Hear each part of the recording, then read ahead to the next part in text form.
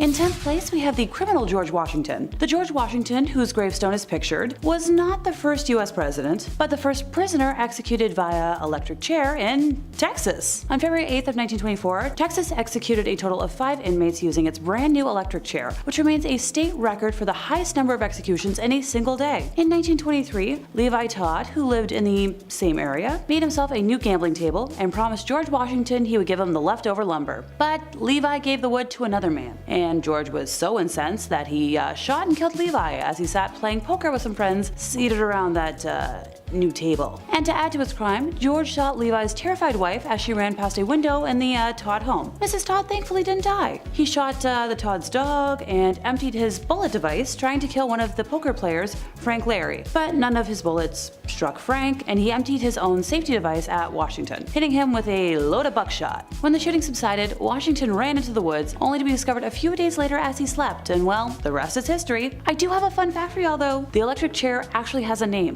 Old Sparky, and it is currently on public display as part of a replica death chamber at the Texas Prison Museum in Huntsville, Texas, along with tubing and straps used in Texas's first execution by lethal injection. Cool, I might go visit that museum now. In 9th place, we have Victorian death photographs. Photographs of loved ones taken after they died may seem kind of morbid by today's standards, but in Victorian England, they were a way of commemorating the dead and blunting the sharpness of grief. Remember, unless you were rich enough to have a painting commissioned, there really wasn't a way to preserve visual proof that someone existed, and how they looked for future generations. In images that are both unsettling and strangely poignant, families pose with the dead, and consumptive young ladies elegantly recline, the disease not only taking their life, but increasing their beauty. Victorian life was suffused with death. Epidemics such as diphtheria, typhus, and cholera scarred the country, and from 1861 onwards, the bereaved queen made mourning fashionable. Trinkets of memento mori, meaning remember you must die, took several different forms and existed long before Victorian times. Long exposures when taking photographs meant the dead were often seen more sharply than the slightly blurred living because of their,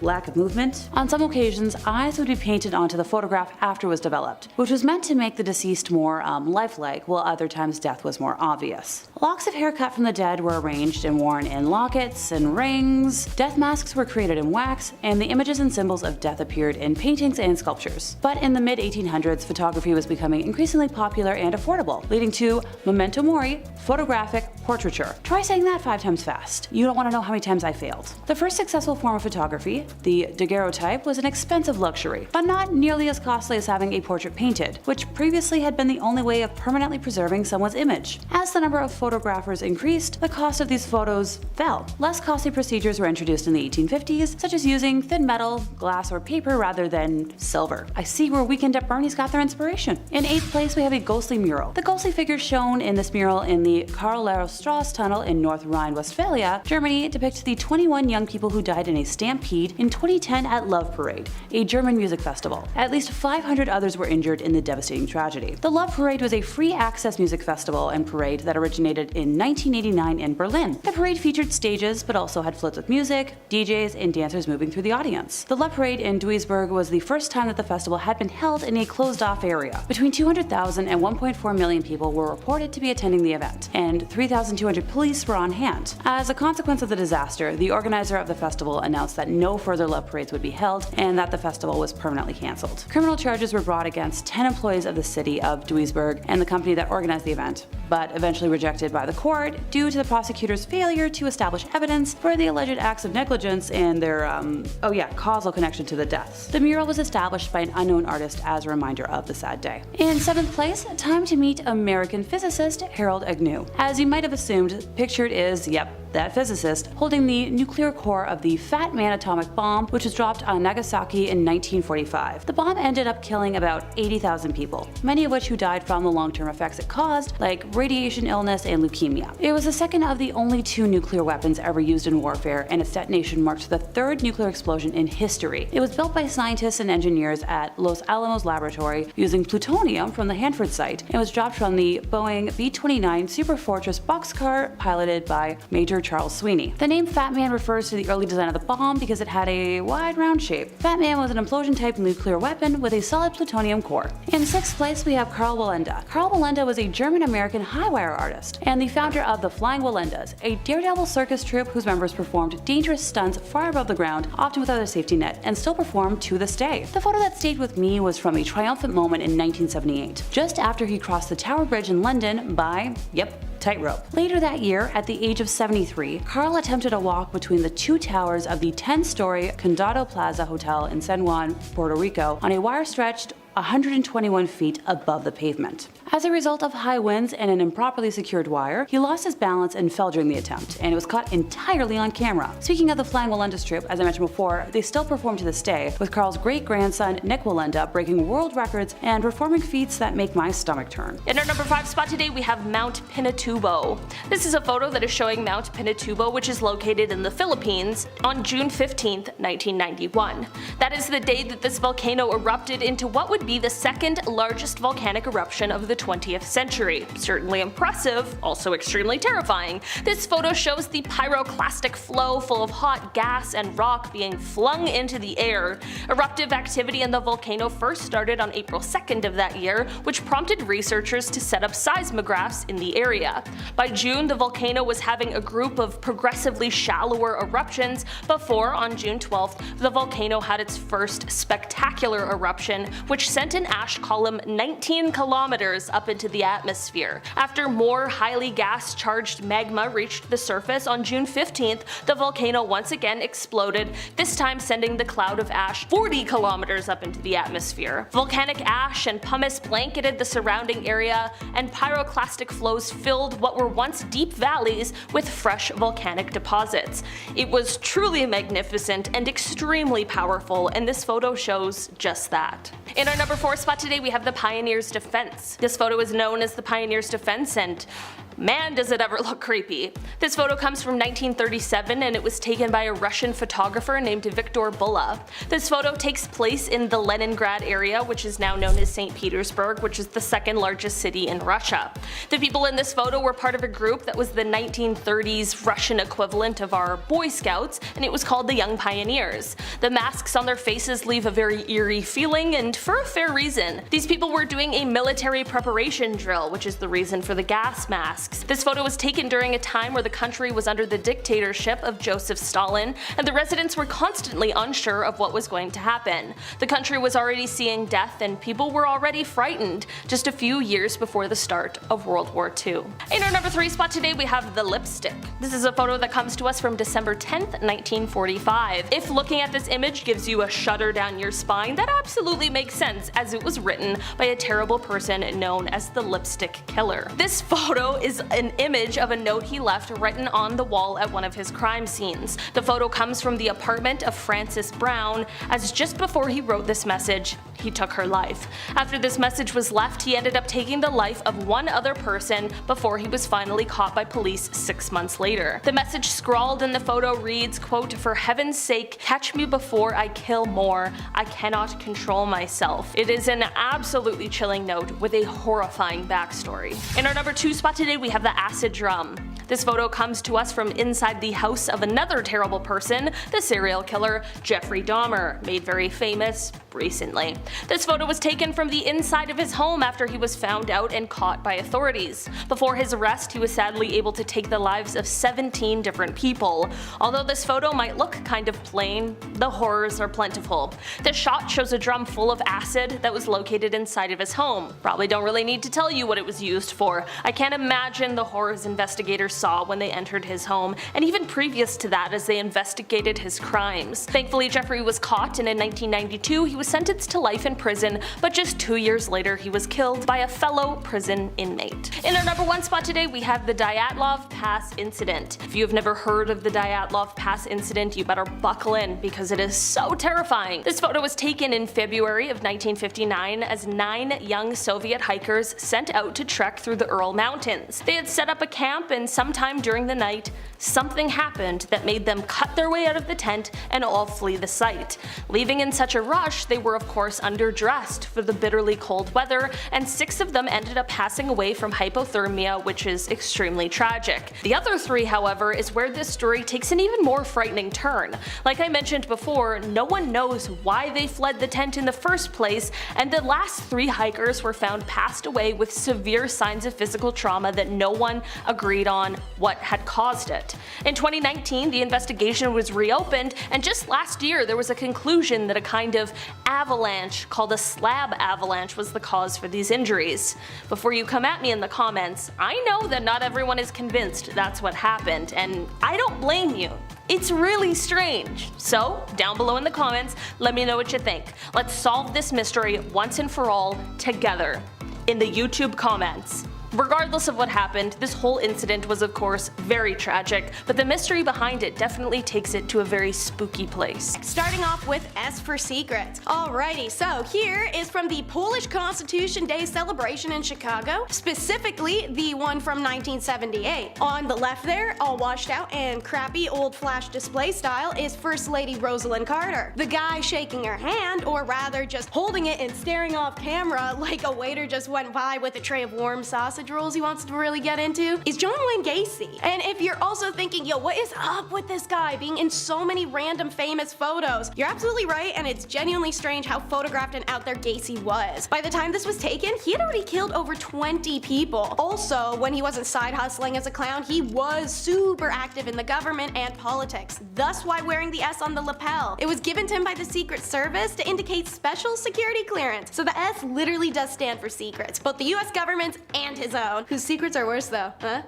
Anyways, at the bottom of the handshake photo, you can see the handwritten address to John Gacy, best wishes, Rosalind Carter. I've heard beauty is pain, but I haven't heard beauty is the next Saw movie? Check out the Beauty Calibrator. Seeing pictures, you may think it's some sort of Middle Ages torture machine, or as said, literally one of those Saw movie head devices. But surprisingly not, it's another way to point out women's insecurities and find the smallest things possible to make them feel bad over. Meet the Max Factor Beauty Calibration Machine. It is the only one in existence, thank God, and in 1932 the makeup legend Max Factor came up with this ingenious invention combining phrenology, cosmetics, and insecurity gaslighting with pseudoscience analysis of a woman's physical flaws. Max Factor's Beauty Calibrator enabled Hollywood makeup artists to pinpoint where facial corrections needed to be made down to a literal fraction. The machine, also known in the trades as the Beauty Micrometer, revealed that a natural perfect face was a myth. Every single woman was imperfect and needed correction, and this machine could find it by taking precise measures. It would mark spots that needed to be fixed, and then the artist, once the helmet was removed, could correct all the new insecurities with makeup that you didn't have before you put the stupid thing on. Next up is a photo that's all dramatic flair, the death card. Masseria represented an outdated mindset in the mafia world, one that could no longer be reasoned with diplomatically. The same is true of his rival Maranzano. The ongoing tit-for-tat killing between the two genuinely wreaked havoc on not only the streets but in the mafia hierarchy itself. Those resistant to change generally don't last long, and meetings of the Mafia elite tried to bring around at the end of bloodshed, but Maranzano especially consistently manipulated matters to his own advantage. In order to facilitate underworld peace, the consensus turned from diplomacy to the inevitable. One of these guys had to go. The final straw, according to the account of Nicola Gentile, was when the police informants called Masseria and said knock off the violence. Having an idealism for peace, he actually responded by disarming his men, and they were all pissed. Joe the boss, Masseria, his bodyguards, and Lucky Luciano all met at a seafood restaurant at 3 p.m. on April 15th of 1931. Luciano excuses himself from the card game while that they're playing to visit the bathroom. This is the signal for the hitmen. The bangs could be heard from around the block apparently, as Joe was hit from behind 4 times in the back and 1 in the head. And it's born, the infamous Ace of Spades shot. It added to the cult status of this hit, but many expect that the Ace of Spades card was placed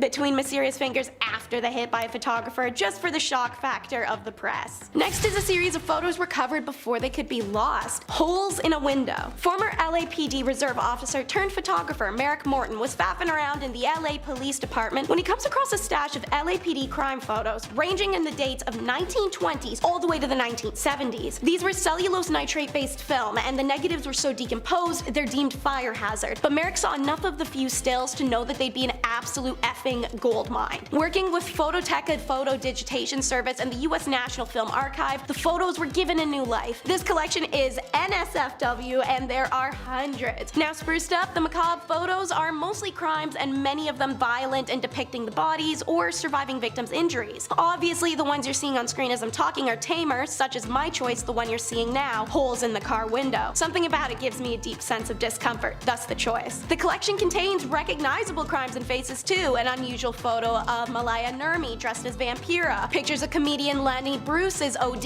in March of 1966, and images of the Manson family arriving at their arrangement in 1970. Every photo is scary and every single has a disturbing backstory. Some captions are provided by author James Ellroy in his book LAPD 53. You can win, but sometimes you still lose in the end. It's the devastated Disneys. Meet Howard Ashman and Alan Menken. There are some everyday photos of these two in their prime. Who were they? In case you couldn't tell by all the Disney crap in the background of said photos, they played somewhat of a big role. You know, writing the lyrics and music for Oliver and Company, The Little Mermaid, Aladdin, and Beauty and the Beast, as well as a few others. Also not to mention creating the Little Shop of Horrors, which got them hired by Disney in the first place. And in this photo you see now, they had just won the Oscars for The Little Mermaid. Hooray! But why does Ashman look so unhappy? This was his life's accomplishments. It's because that night Ashman told Menken they needed to have a serious talk when they got back to New York, and when they get back a few days later, Ashman admits that he has HIV that's quickly progressed and he's going to die soon, and fast. They had been songwriting partners for over a decade and were in the middle of working on Beauty and the Beast, and despite the illness, Ashman completed the lyrical work and the initial work on Aladdin. On the morning of March 14, 1991, he does die from heart failure caused by his condition. At the time of his death, he only weighed 80 pounds, he'd lost his sight and could barely speak, and a voice that spoke so eloquently through song was lost forever. Before he passed, however, Disney Productions scrambled to finish the film so he could see a screening of it. The film earned Ashman and Menken 3 1991 Academy Award nominations for Best Song,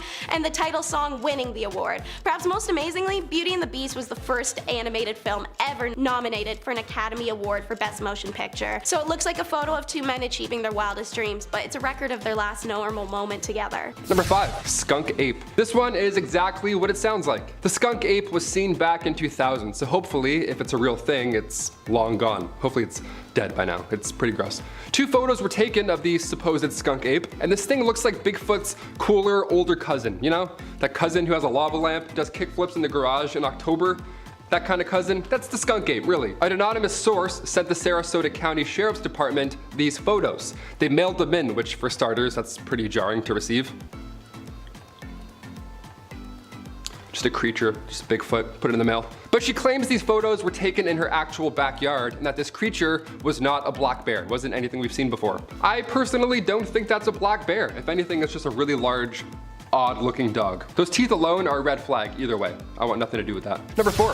Soulway Spaceman caught on photo. Look, we've all been photobombed before. It's a blessing in disguise. You look back at prom photos, some dude sneezing in the background while you're, having the moment of your life. It's the best, we love it. But when Jim Templeton took a photo of his daughter in an otherwise empty marsh, long before Photoshop existed, it appears an astronaut just crashed the family moment. He just had to pop up in the photo in the background. Now Jim assures us that nobody was around, which I believe, otherwise what a weird photo to take in an empty field. I'd be like, hi, get away from my daughter. Just, 17 meters to the left, thanks. Also, the fact that this man looks like he's from space. Yeah, that makes it more believable, no? What are we looking at right now? Who is this? It's so creepy. Kodak even got involved in this story, right? Like Kodak, the company Kodak. They confirmed this photo was not tampered with, and they know everything. They made Avatar, so they know what's up. Let's run everything by Kodak from now on, deal? Number 3, Worstead Church Visitor. Okay, time to get a little paranormal. We love those. Hit the lights. Back in 1975, Peter and Diane Berthelot were visiting the Worstead Church in the UK. It was beautiful, right? So like any visitor does, Peter took a photo with his nice Kodak camera, right? He wants to see the truth with his Kodak. Peter took a photo of his lovely wife sitting in the spectacle of a church, but later on, once the photo was developed, somebody else was all of a sudden in the photo now. Or something, we don't really know. Right on the bench behind Diane, there appears to be a person in all white. How calming is that? Maybe it's a wedding, maybe it's their big day. We love it.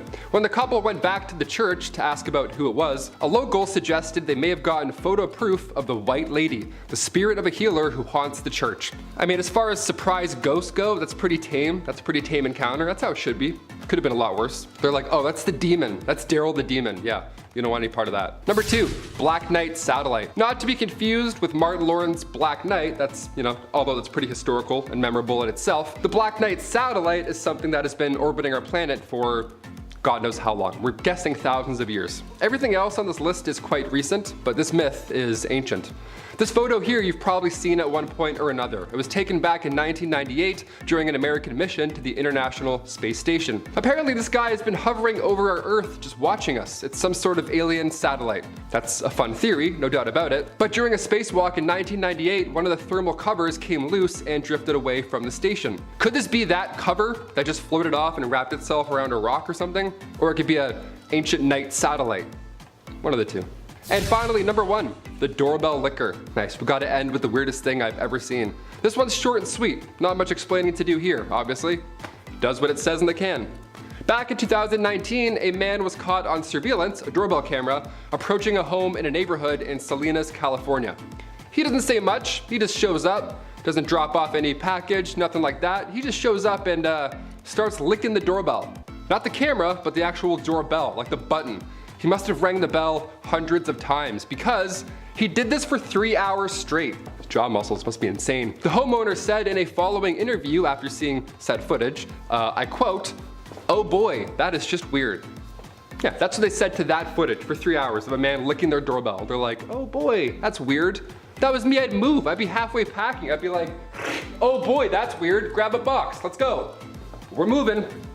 Starting off this list, in our number 10 spot, we have the Mad Bomber. This is a photo that was taken of someone known as the Mad Bomber. His real name is George Metsky, and he was the man who terrorized New York City for 16 years while he planted explosives in public places like an absolute psychopath. I guess he was apparently angry about a workplace injury he had suffered in the years prior to his terrible crimes, and so, of course, the normal, reasonable jump to make would be not that at all. While no one should have ever had to suffer because of these crimes, the good news is that while he planted 33 bombs and set off 22 of them, miraculously only 15 people ended up injured in the end. This photo of him behind bars is extremely eerie thanks to his creepy smile and haunting eyes. I might be the only one who feels it, but it just seems like something's off.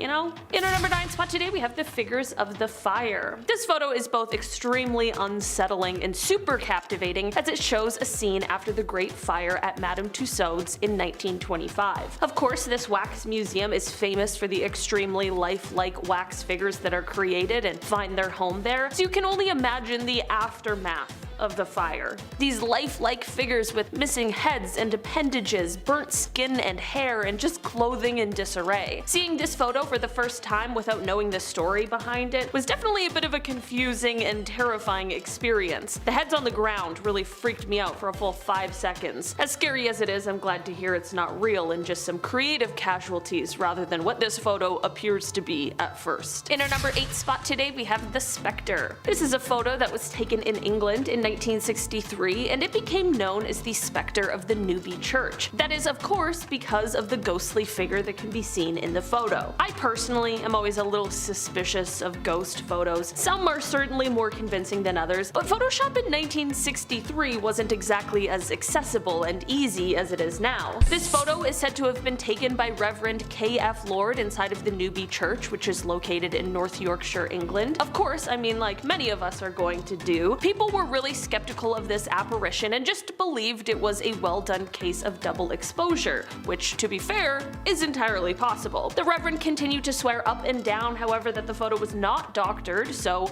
at this point, there's no proof to prove either side, and it's just a game of he said, she said. So, what do you guys think? Apparition caught slipping, or is the Reverend just making it up? In our number 7 spot today, we have the Tsar Bomba. This is a photo that was taken on October 30th, 1961. It was quite the Halloween spooky fright that year, as this is said to be the largest and most powerful nuclear weapon ever created and tested. The hydrogen aerial bomb was developed in the Soviet Union by a group of nuclear physicists that were under the leadership of Igor Kurchatov. The bomb was dropped by parachute and was detonated autonomously. While this test was meant to be a secret, turned out to be less than well kept, as it was obviously a huge explosion that was detected by United States intelligence agencies. A secret US recon aircraft craft called Speedlight Alpha was there monitoring the explosion, and it got so close that it had its anti-radiation paint absolutely scorched off. The photo clearly shows the bomb as it exploded, and it is said that this bomb was 5,000 times stronger than the ones that were dropped on Japan during World War II. That's not to say that those ones weren't strong, because they were absolutely devastating. It's just an example to show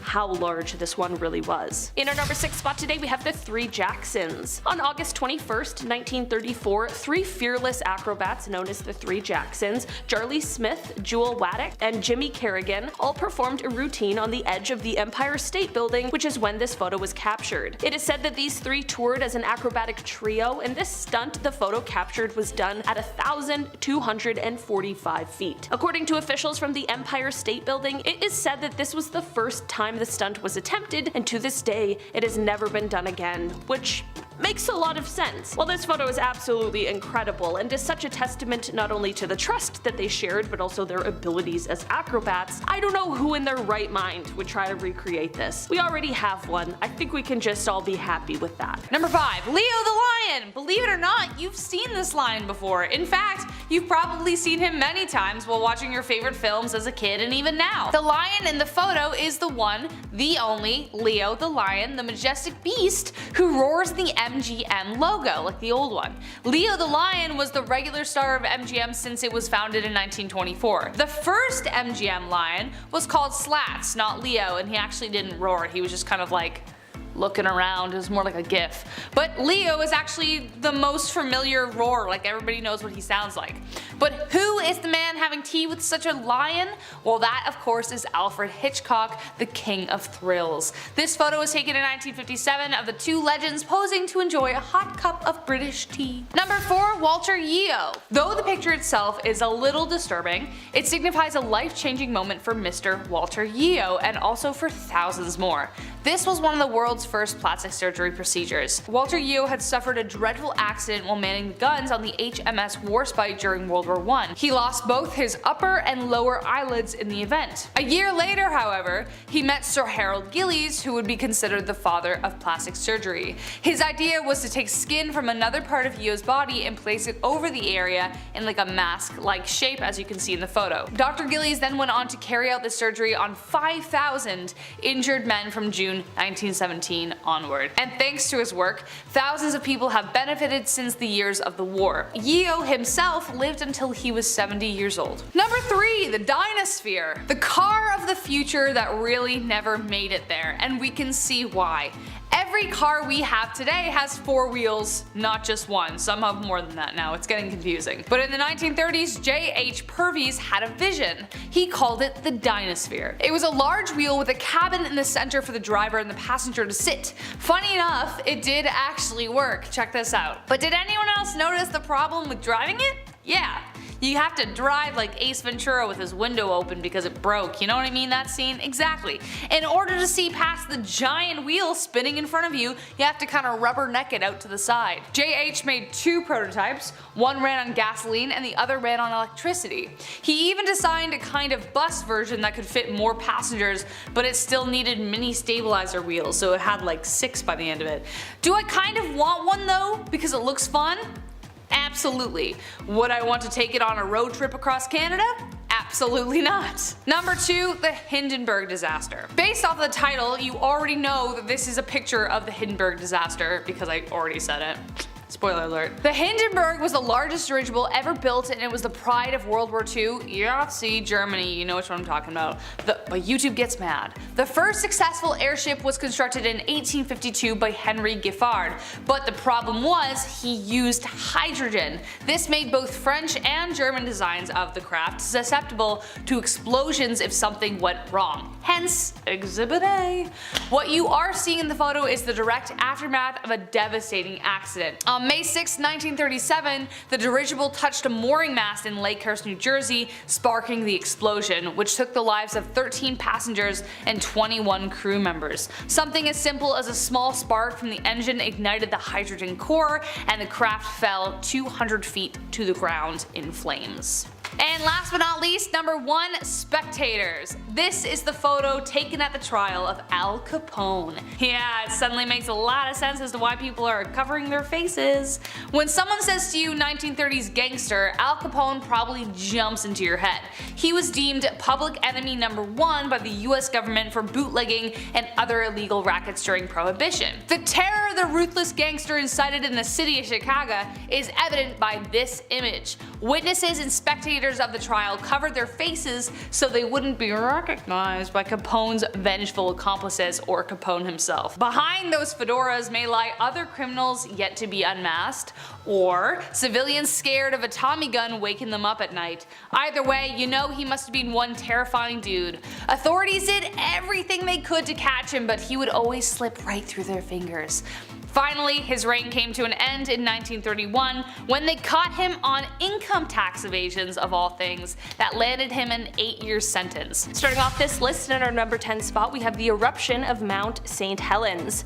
Mount Saint Helens is a stratovolcano located in Skamania County, Washington. This volcano is best known for its huge and disastrous eruption on May 18, 1980. This photograph comes from photographer Robert Landsberg, who of course was in the area at the time of the eruption. Before the eruption, he had visited the area in order to photograph and document all of the changes that were happening. On May 18th, he was within a few miles of the volcano when it erupted. Since he unfortunately was located so close to the explosion, he knew he would be unable to escape this disaster, so instead of focusing on the impossible, he focused on taking as many pictures as possible.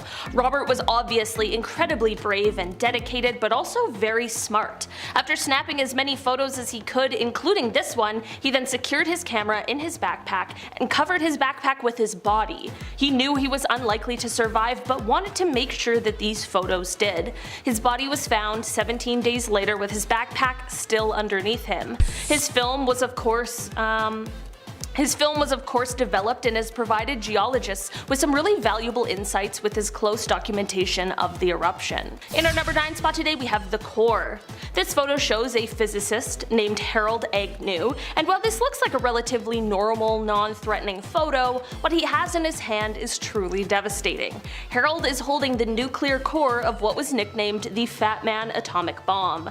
This means that Harold is holding the nuclear core of the atomic bomb that was later dropped on Nagasaki in 1945. The immediate blast, of course, took many lives, but so did the long-term effects of the bomb, like radiation illness and that sort of thing. It's crazy to look at a photo like this because it seems just so perfectly normal when he literally has a life-changing, world-ending device in the palm of his hand. Also, I don't think I could ever hold something like that. Not only would I just not want to, but I would just be so afraid that something was gonna go wrong. In our number 8 spot today, we have the Challenger crew. This is a photo that was taken of the clearly very excited Challenger crew as they walked down the ramp ready to head off on their mission. The crew even included 37-year-old Krista McAuliffe, who was a high school social studies teacher. She had won a spot on this mission through a program with NASA called the Teacher in Space program, and she had trained diligently for months in order to be the first non-military person in space. On January 28, 1986, the Challenger mission proved to be fatal just 73 seconds after liftoff. 2 rubber O-rings failed because of the cold temperatures of the morning, and on live television, the world watched as the spacecraft broke apart and plunged into the ocean, sadly taking the lives of everyone on board. It is an absolutely tragic event made even more chilling by this final photo. In our number 7 spot today, we have the plague. This photo comes from the 19th century, from the 3rd plague pandemic. This was the first time that the plague had spread to all 5 continents. While we now know something about what that might have been like, what we haven't had to endure are the doctors that dressed like this. This is a photo of the outfits and masks that plague doctors wore when they would come to your house to treat or diagnose you. The long beak-like noses of the masks are very creepy, but they were used to hold herbs and other nicely scented things because they believed that it would help ward off the bad air, which at the time is what they thought was causing the sickness. A pandemic certainly is bad enough. Thankfully, our doctors and nurses are just sticking to scrubs. In our number 6 spot today we have the elephant's foot. This photo looks like it's just a big lump of nothing, but it's called an elephant's foot. Don't worry, at first I was a little worried too, but it has nothing to do with elephants and is only named that because of its appearance. This lump was actually created from the Chernobyl nuclear meltdown, and it is just a mass of corium and other materials that were in the core of the reactor. This elephant's foot was located in the steam distribution corridor, which is under what's left of the reactor. While this mass doesn't produce as much radiation as it did before, it does still, to this day, produce a deadly amount. It is said that if you stood in front of it for just 300 seconds, that would be enough to get a lethal dose of radiation. It's kind of crazy that even though they knew this, they were still standing there taking pictures of it. But I'm just glad because we all now get to see it, and it gives us just a little more insight into what exactly happened that day. Number 5 is the frozen man of Mount Everest. And yeah, I get it. We all know that there's tons of frozen bodies along Mount Everest, but that's not what I'm actually talking about this time. The photo you'll see is of mountain climber Beck Weathers, who in May of 1996 attempted to complete the final leg of the ascent on Everest. Despite how short the distance was, the journey caught up to Beck, and he came down with a case of snow blindness during an intense blizzard that had a wind chill of 100 degrees below zero, and he fell into a hypothermic coma. Initially, I thought I was in a dream, Weathers later recalled. Then I saw how badly frozen my right hand was, and that helped bring me around to reality. Beck was left for dead, first by his exhibition, and then the second time by a rescue crew doctor who believed him beyond saving. So it's only by miracle that Beck manages to break a hypothermic coma, turn around, and walk back to base camp. When he reaches camp, Beck is airlifted immediately as frostbite set in on his nose and hands, both of which are later amputated. This moment is caught in photograph and shows the frozen hand, and Beck visibly unconscious, being carried in a red sleeping bag. This ascent to Everest is remembered as the 1996 Mount Everest disaster and is famously covered in John Krakauer's book Thin Air and its 1997 adaptation, as well as films Everest and Everest 2015. So, by the way, they prematurely told Beck's wife and family he had passed away. Can you imagine that emotional roller coaster? Number 4 is the Maori trophy heads. The native Maori of New Zealand had a cultural practice of preserving severed heads of enemies for trophy and warning purposes. They are called mokomokai, and these heads were processed by first, of course, getting chopped off, but then boiled, smoked, and sun-dried. The Maori would then coat them in shark oil to prevent cracking and peeling before mounting them. When British colonizers invaded the land during the 1840s, the Maori heads were one of the famously pillaged artifacts and treasures of the colonial era. Major General Horatio Gordon-Robley was in service for the British Army when they were invading and pillaging New Zealand in the 1960s. He was particularly enthralled by the Maori heads, and the absolute piece of you-know-what actually stole 35 of them for his own collection. You can see him in this photo, sitting at the base of a wall with Maori heads mounted upon it. Naturally, like most of what was stolen by British colonialists for the crown and or for themselves, these items were never returned to their rightful peoples and instead earned profit in British museums or collect dust in storerooms. Since the 1970s, New Zealand has had a strong record of requesting those remains back from overseas. The first major international reparation of a toy moko happened in 1985, and in 2003, New Zealand created its first government-funded international reparations program. It's now seen the return of 800 Maori and Moriori remains. Number 3 is the Raura Cannibal demonstration, an image caught by police officers as the Raura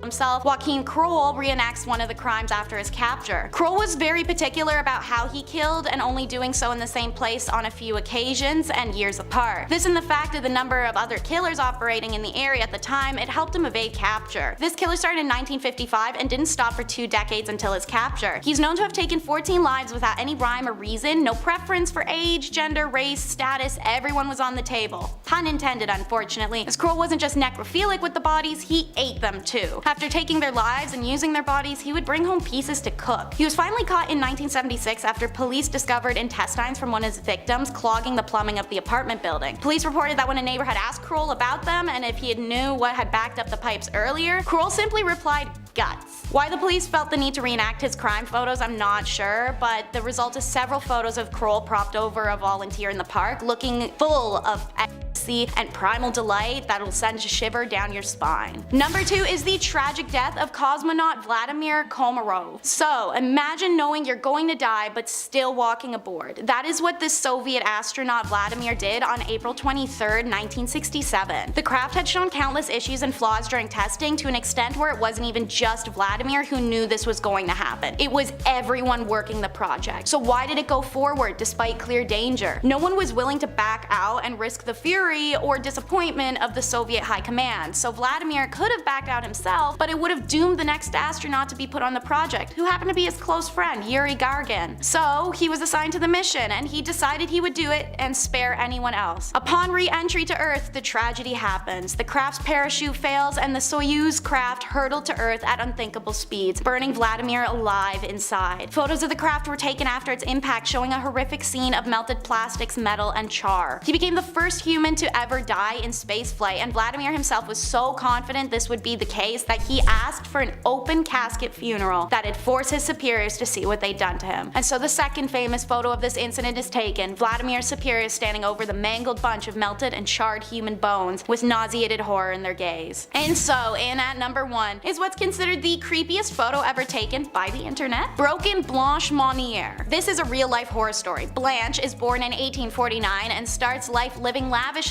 and beloved in her prominent French family home, ingrained with ideas of Prince Charming and happily ever afters. She remains unmarried into her 20s, however, and searches desperately for her true love so she may move away from her domineering mother. It's in 1874 that her wish is granted, and she meets an older man of status and intends to marry him. But Mama disagrees, and she's not feeling he's suitable and she needs someone else. Blanche is furious. He can support her, he's high class, a lawyer, that's everything her mother demanded she finds, and she finally found it. Blanche finally put her foot down against her mother, and her mother makes her regret it for decades to come. Blanche is locked away in the attic closet. There are no windows and only a hay mattress. Once a day, her mother would cram dinner scraps under the doorway for her to eat. Blanche's mother reminds her every day that if she gives up on her betrothed, she would free Blanche. Blanche refuses every time, even after her fiance, unbeknownst to her, passes away in 1885 while she's still imprisoned. It wouldn't have mattered, however. The public had been told by her mother that Blanche had been dead since she locked her away in 1874, so everyone just thought that was the case. Blanche, meanwhile, survived 16 years in this closet until an anonymous note to police by a maid forces authorities to search the home. They find Blanche, now middle-aged, malnourished, covered in sores and fecal matter, surrounded by vermin and rot. This moment is caught on film by police. You'll see Blanche sitting on her bed, an excited yet lost expression on her face. Her mother and brother were both charged, and her mother very quickly and deservedly dies in prison, while her brother manages to appeal and escape justice. Blanche is left a shell of a person from 16 years of solitary and dark confinement. She spent the rest of her life in a psychiatric care at one of the state's best hospitals, the sole heir to her mother's precious fortune and status.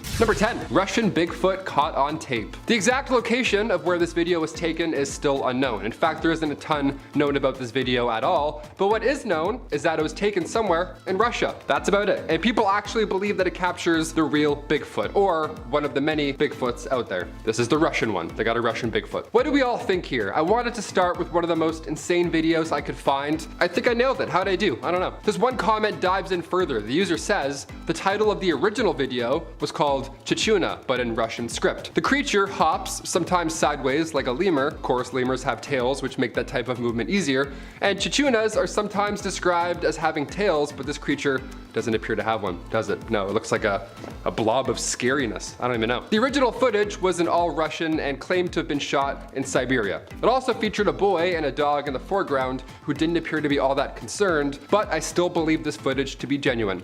That's one of the top comments, so you know someone did their research. Number 9, overnight visitor. Oh, this one definitely gives me the chills. I don't like it. This video was taken from a surveillance camera that was placed inside of a couple's home. Not outside, inside. This is scary, and I hope this never happens to anybody watching this video. The footage caught something while they were both asleep, and it's one of the creepiest things that I've ever seen. When the couple woke up the next day, they were unable to find a purse that they knew was in the home right before they went to sleep. So they decided to check their security cameras, and this is what they found. As they were sleeping, a man crept in and was so quiet that he didn't wake them or their dogs up. No, he stood at the top of the stairs watching them sleep for a few minutes, which just adds another layer of ew to this whole scenario. Yeah, always check those nooks and crannies before you go to sleep, I guess. Number 8, Titanic inspection card. This inspection card once belonged to a woman named Marion Meanwell. What could possibly be creepy about an inspection card, you ask? Well, it shows how Marion was not intended to be on the Titanic, but by some turn of events, she unfortunately found herself as one of the passengers that went down with the ship. Now, the card shows that she was originally meant to be traveling on a ship called the Majestic. For some reason, the trip she originally had planned was delayed, and she instead was assigned to the ill-fated Titanic. Yeah, you can see the word majestic is literally crossed out of her card. Adds to the creepy element because it shows her literal change in plans. Number 7, Norway lights. Natural light phenomena is common in our big, beautiful planet. The northern lights, the green flash, solar eclipses, you name it. I bet those were all pretty alarming back in ancient times. Now, some of these natural events look otherworldly. They look cosmic almost. Most of the time, there's an explanation waiting, but for the mysterious glowing orbs floating over Norway, the Havsdalen lights, as locals call them, we still need some answers. Scientists have been trying to gather research, and in 2014, after many impressive light shows, their best guess is a natural battery that charges underground and then emits this light show above. Maybe this has something to do with the reoccurring lights over Phoenix. Could be the same phenomena happening, who knows. Number 6, the cool time traveler. Do you believe in time travel? If your answer is no, maybe this next one, maybe it'll change your mind or keep you open to the concept. It's a common theme in movies, Back to the Future, Loopers, Avengers. Time travel plots are fun, but they're absolute nonsense. Or are they? When we see a case like the Cape Scott story, we can't help but be intrigued a little bit. Time travel or not, this is an interesting photo. It comes from Ray Peterson's book, The Great Cape Scott Story. That book was from 1974, but the actual photo used in the book was taken over 100 years ago. And in the photo, it shows this modern-looking guy, rocking shorts, maybe jorts, who knows? He has messy morning surfer hair, dippity-doo, three-hold, that kind of stuff. He doesn't look like he's from that time period at all. This also has happened more than once, like the time-traveling hipster. I don't know, I'm pretty sure it's my cousin. That looks like a guy I know. Definitely not a guy from the 1900s, that's for sure. Number 5, Oroville Dam. On February 13th, 2017 in Oroville, California, the Oroville Dam, which is the tallest dam in the United States that holds back a reservoir that contains 1.1 trillion gallons of water, well, that dam's main emergency spillways were damaged. This led to the emergency evacuation of 188,000 people over concerns that the damage's emergency spillway might just fail at this point. This was all caused by torrential rain and floods in the region, which then began to reveal the extensive damage in said spillway. This photo here shows the dam releasing 100,000 cubic feet of water per second into the main spillway. This is a feat of engineering, if anything. Now, luckily, a major disaster was avoided in the situation because of quick action by those responsible, but to see it unfold and to see how fierce it is, I don't like water, or pressure, or dams, or history. Let's move on. Number 4, the lipstick killer. This is a photo that comes to us from December 10th, 1945. Now, if looking at this image gives you a weird shudder or chill down your spine, you got instincts. Nice. You've heard about this in some way, or yeah, you read the title. You know it's some bad stuff coming. This was written by a terrible person known as the lipstick killer. This photo is an image of a note that he left written on the wall at one of his crime scenes. Now, the photo comes from the apartment of Frances Brown, as just before he wrote this message, he, as you would have guessed, took her life, sadly. After this message was left, he ended up taking the life of another person because he was finally caught by police 6 months later. The message, put in the photo, reads, "For heaven's sake, catch me before I kill more. I cannot control myself." Yeah, the lipstick killer wrote that. It's the scariest thing I ever heard. It's an absolute chilling note with a horrifying backstory. A lot of killers are getting their Netflix specials now, so I'm sure it's only time before he gets one. Number 3, eruption of Mount Saint Helens. Mount Saint Helens is a stratovolcano located in Washington. Now, the volcano is best known, of course, for its huge and disastrous eruption on May 18th, 1980. And we have a photograph of it, and it's very scary. This photograph comes from photographer Robert Landsberg, who of course was unfortunately in the area at the time of the eruption. Now, before the eruption, he had visited the area in order to photograph and document all the changes that were happening. Didn't expect this one. On May 18th, he was within a few miles of the volcano when it did erupt. Now, since he unfortunately was located so close to the eruption, he knew he wouldn't be able to escape this disaster. So instead of focusing on the impossible, he focused on taking as many photos as possible. Just like a historian at the end of his life, really. Robert was obviously incredibly brave and dedicated, and also very smart. After snapping as many photos as he could, including this one, he then secured his camera in his backpack and covered his backpack with his body. Protected history. It's like he knew he was unlikely to survive, but he still wanted to make sure that these photos did.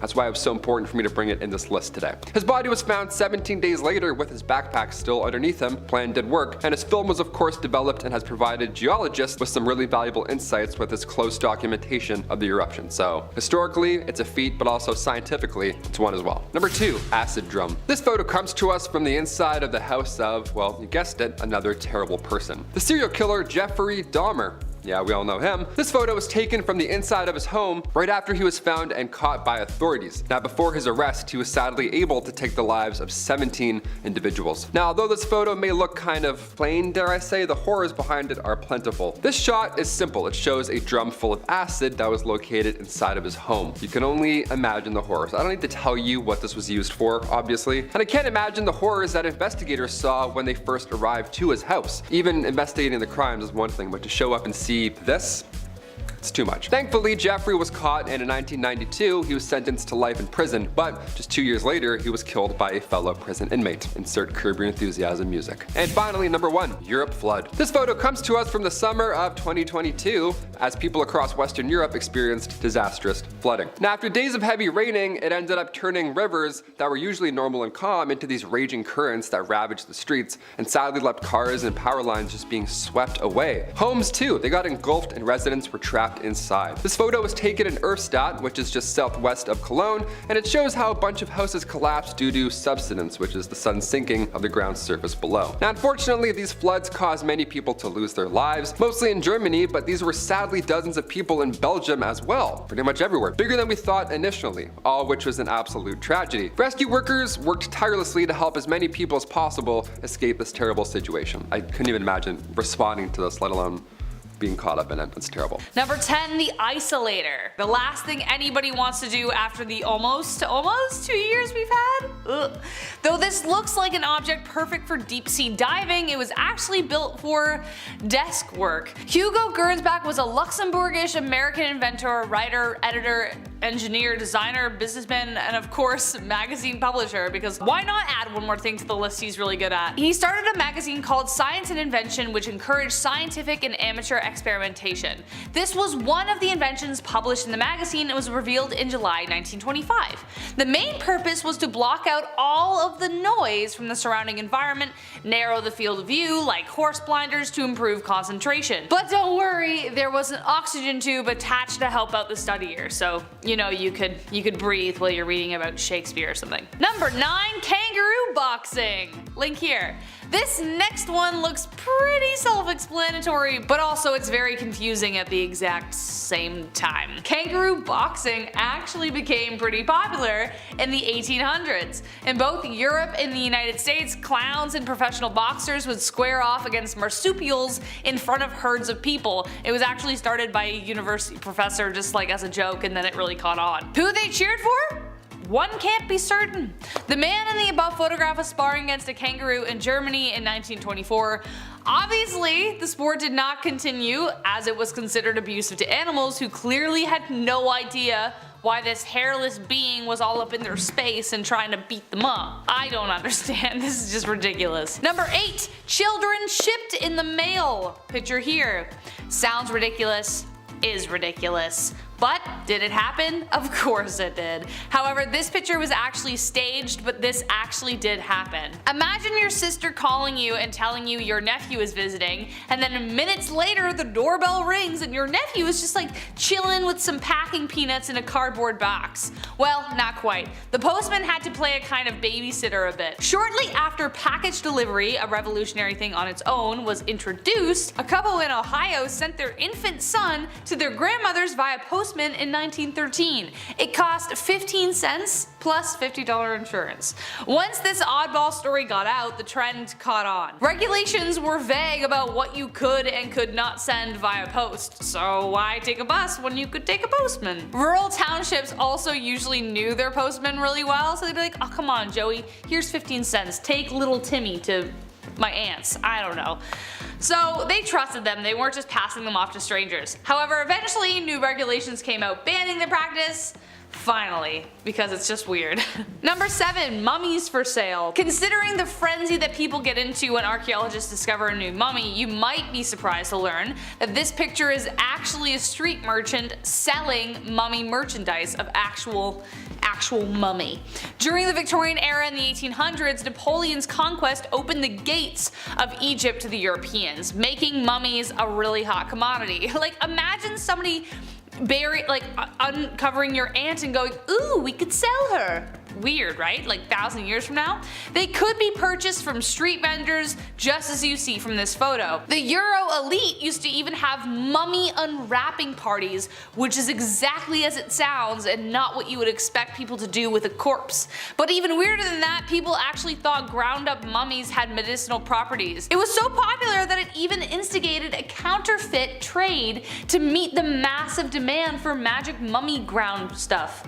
What did the counterfeit trade involve? The flesh of beggars instead of mummies. All that behind one picture. Number 6. Half and half. This next one actually has a kind of sad story behind it, but paints a very clear picture of the division between Catholics and Protestants, and actually just religion in general. This picture depicts 2 graves in the Netherlands, one belonging to a Protestant and the other a Catholic. In 1842, a 22-year-old Catholic noblewoman fell passionately in love with a 33-year-old commoner, a colonel in the cavalry who was also Protestant, a big no-no. Their marriage was a total scandal, but they said screw you to their peers and stayed together for 40 years. The woman's husband died in 1880, and to forever unite them, she built a grave that would forever keep them together even though they were apart by a wall. The old cemetery was strictly divided into Catholic, Protestant, and Jewish sections, so these 2 monuments were built so they could forever be together. Does anybody have a tissue?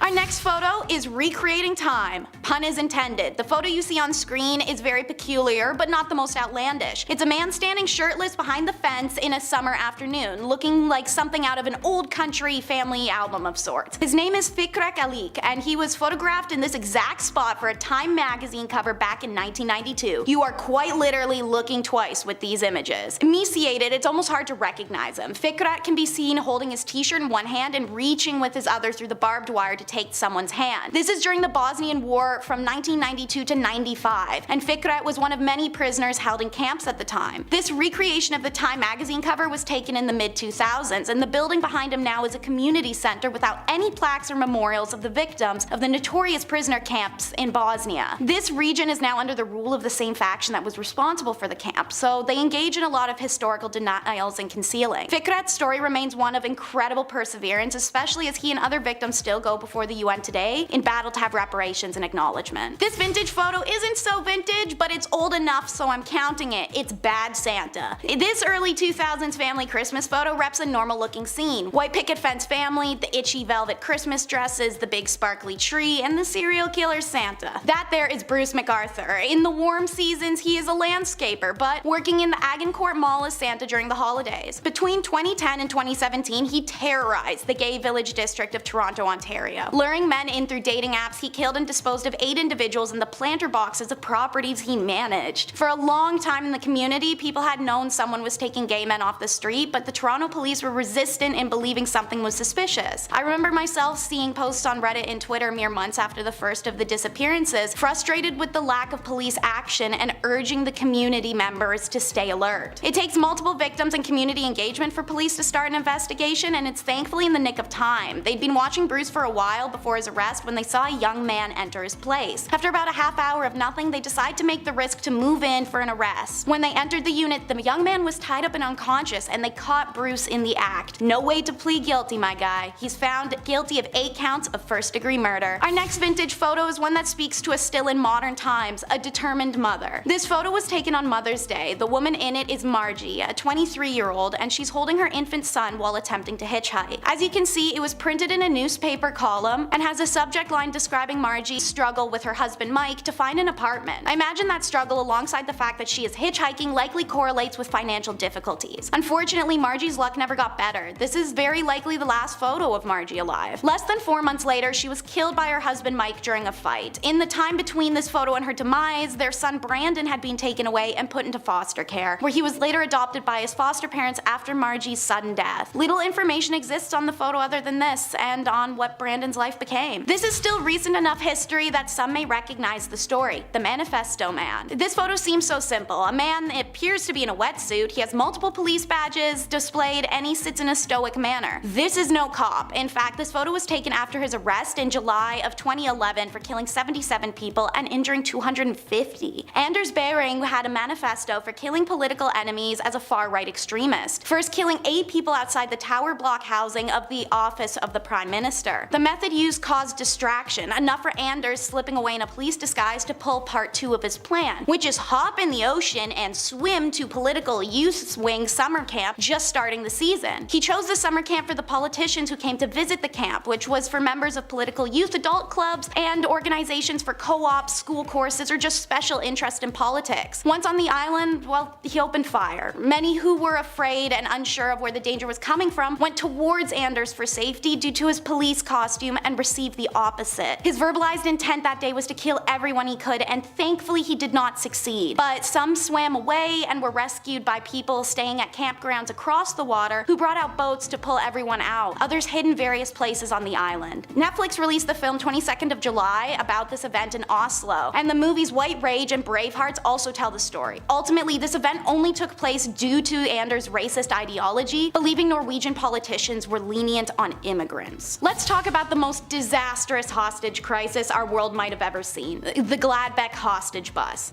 The 1988 crisis in Gladbeck, Germany was the kind of disaster you don't see often. In this photo, you'll see a robber left and a hostage right, taken on the last day of the situation. Day 1, 2 dudes rob a bank and take some hostages. They demand a getaway car and took 2 hostages and then stopped for one of the robber's sisters casually on the way, as reporters follow. Day 2, the same robbers hijack a bus with 32 passengers. Whilst holding out in the bus, they allow reporters some entry to interview them. One robber even came outside the bus for an interview like an MTV Cribs situation, but with hostages. The robbers state that their stance is that they don't care what happens because they'd simply take their own lives anyway if it all went wrong. Obviously, this is a sign for police to maybe, I don't know, handle with a lot of caution. And like tossing stones at glass houses, caution was non-existent. When the robbers take off in the bus, once again followed by police and reporters just doing nothing, the robber's sister is arrested by police at the first gas station they stop at. Her arrest causes the robbers to lash out and kill a hostage, so the police release her and go back to doing nothing. After this, the road trip crosses jurisdictions into Netherlands. The Dutch police are now involved, and they demand the release of any young hostages on board with the promise of a BMW in return. The robbers took 2 hostages with them in the BMW and drove back to Germany. Later on, they were surrounded by a lot of media reporters who took a lot of pictures of the scene, which can be found in Google. That is where our photo of the hostage and the robber was taken. Finally, the German police, after days of this, make a move that isn't just following the robbers like a lost puppy. They rammed the hostage car, causing a crash. One of the hostages flees off the highway as police and robbers engage their firearms. The woman in our photo, Silke Bischoff, is sadly caught in the crossfire. The driving robber said later in an interview that the bullets came from a policeman, but the German police denies that and says that the bullets came from the robbers and hit the hostage. No matter what, the one thing I can say about this whole story is what the f was anyone trying to accomplish here? Number 10, the cube. Alright, Transformers fans, let's do this. I feel like we're hearing more about these things like UFOs or UAPs, whatever you want to call them now. I feel like we're hearing about them now more than ever. So why not kick this weird list off with something off-world? We have to include some alien cover-ups, right? It's me, it's Taylor, why not? I figured that I'd find one that's also not too well known. We haven't seen this one,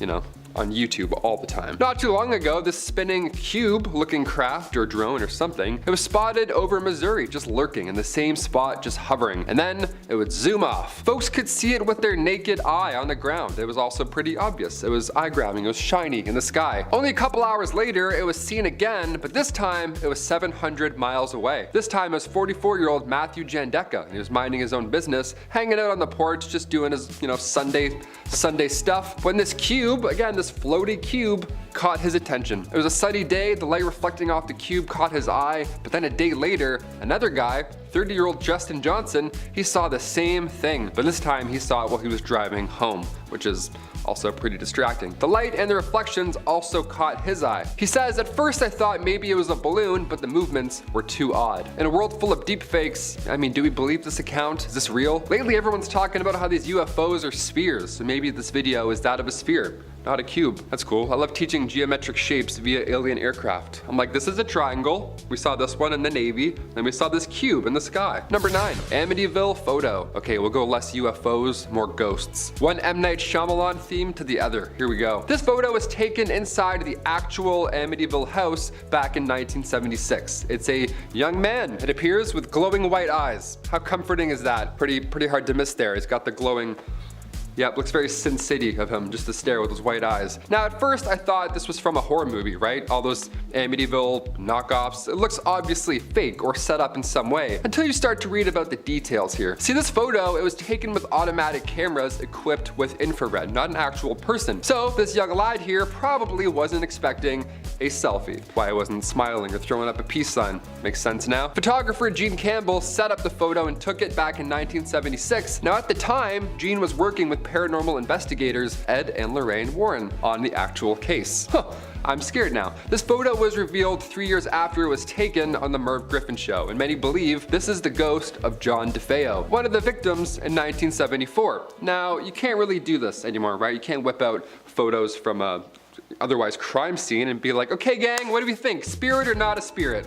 Vote? Yes? No? Obviously there was backlash after this for obvious reasons, but it took 3 years for that photo to reach the public eye, and now everybody believes in ghosts, or they do a little more than they did before that show. This was long before the Conjuring movie as well, obviously, so this was quite random to see on TV. Do you believe in ghosts? What's the ratio here? Comment down below. I'm not a believer, I'm not gonna lie. I've tried numerous times. I got the Ouija board, did the whole thing. Felt nothing, man. Like an 18-year-old on Christmas. I'm like, is that it? Is it done? Do I have to feel anything anymore? Number 8, Alfred Hitchcock and the MGM Lion. All right, you're gonna hear me roar after this one. This photo was from 1958. You've seen this at some point, right? Hopefully, or else, you know, we'll send over a VHS, we'll help you out. It was taken by Clarence Sinclair Bull. Now the photo appears to be, well, no, it doesn't appear to be at all. It's Alfred Hitchcock serving tea to a lion. Yeah, the famous MGM lion. His name's Leo. That's him. There he goes. He's getting tea. He loves suspense and tea. Who would have thought? And company, it appears. North by Northwest was the only film that Hitchcock did with MGM. So there's a rumor now that he directed The Lion's Roar for the MGM intro, which is fun. But you're also like, okay, that's a real animal. That's sad. And also, that's probably nonsense. There have been 7 MGM lions in total. Yeah, not just one. But Leo was known to be the most friendly. I want to hear about the other 6. I'm like, what happened there? He's still in the logo today, but again, back in the 1950s, it's hard to say what it was really like on set. I mean, it's still a lion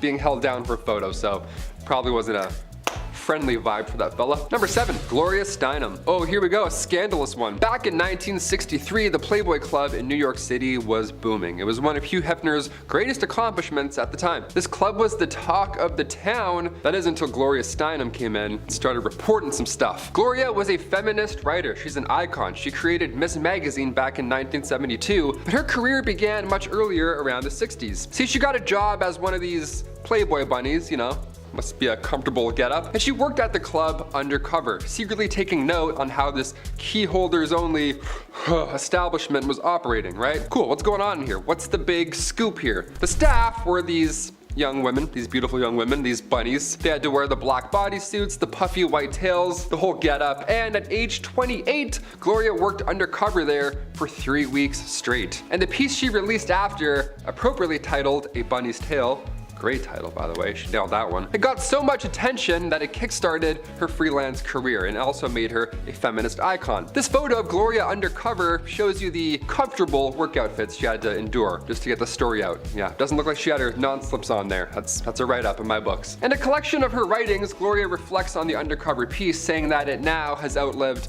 all of the Playboy clubs, both here and abroad. That was before Hefner passed away in 2017, so I will add that you also outlived him as well. Good, he wasn't a very nice lad. Let's move on. Number 6, North Sentinel Island. All right, we got some people, some aliens, some ghosts. What else do we need, Taylor? How about some weird islands? Sure. North Sentinel Island. We gotta head over to India for this one. This island is the home of the Sentinelese tribe. You've probably heard about this at some point. One of the most forbidden islands in the world. But why? Located in the Bay of Bengal, North Sentinel Island is about 1,200 kilometers away from India. And while most islands are shrinking, this one actually grew back in 2014. Yeah, the universe is like, more. Yeah, you need more of this, sure. The island lifted up a couple meters during an earthquake so the west and south sides, they gained an extra kilometer. Nice. DLC unlocked. The inhabitants on this island are among the few uncontacted tribes left in the world. They have apparently been there for 50,000 years, and there's no sign of agriculture or even fire. Yet somehow this tribe has thrived for ages. Now, if we try and get close, they will try and drive anybody away. More than fair. Like, we have enough room. We're good. Let's just leave. In fact, back in 2006, 2 fishermen sadly lost their lives because they got too close to the island without knowing who was on it or what the island was. Yeah, you can't just approach random islands. You gotta do some homework.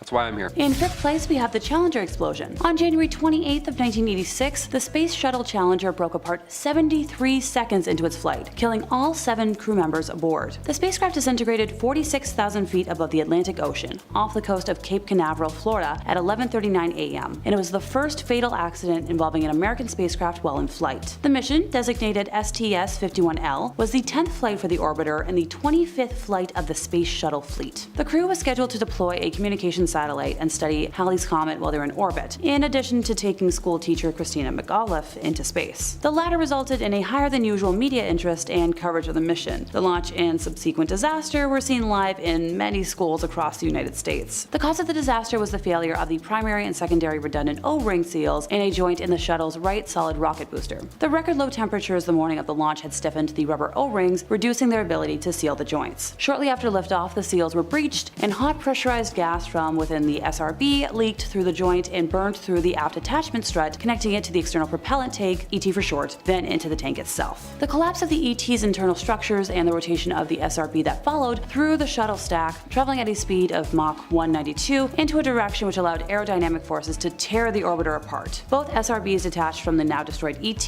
and continued to fly uncontrolled until the range safety officer destroyed them. The crew compartment, human remains, and many other fragments from the shuttle were recovered from the ocean floor after a 3-month search and recovery operation. The exact timing of the deaths of the crew is unknown, but several crew members are thought to have survived the initial breakup of the spacecraft. The orbiter had no escape system, and the impact of the crew compartment at terminal velocity with the ocean surface was too violent to be survivable. The disaster resulted in a 32-month hiatus in the space shuttle program. In 4th place, we have death recreations. Honestly, looking at this photo, it looks just like the special effects team for a movie studio or haunted house, just doing their job. But sadly, the reality is much more grim. In 1980, forensic artists were recruited to reconstruct the facial features of 9 unidentified victims so that photos could be released by the media in an attempt to identify them. Oh, pardon me, I got a little ahead of myself. The victims belonged to one John Wayne Gacy, otherwise known as the Killer Clown of Cook County, Illinois between 1972 to 1978. He killed over 33 individuals during his reign of terror inside of his ranch-style house in Norwood Park Township. I could go into details about how he committed his crimes, but I don't feel like scarring anyone today. All you need to know is that he gave magic tricks a very bad name. In 3rd place, we have the room where the Romanov family were killed. The Russian Imperial Romanov family were shot and bayoneted to death by the Bolshevik revolutionaries under Yakov Yurovsky on the orders of the Ural Regional Soviet in Yekaterinburg on the night of the 16th to 17th of July, 1918. Also killed that night were members of the Imperial entourage who had accompanied them: court physician Eugene Butkin, lady-in-waiting Anna Demidova, footman Alexei Trupp, and head cook Ivan Kharitonov. The bodies were taken to the Koptyaki forest, where they were stripped, buried, and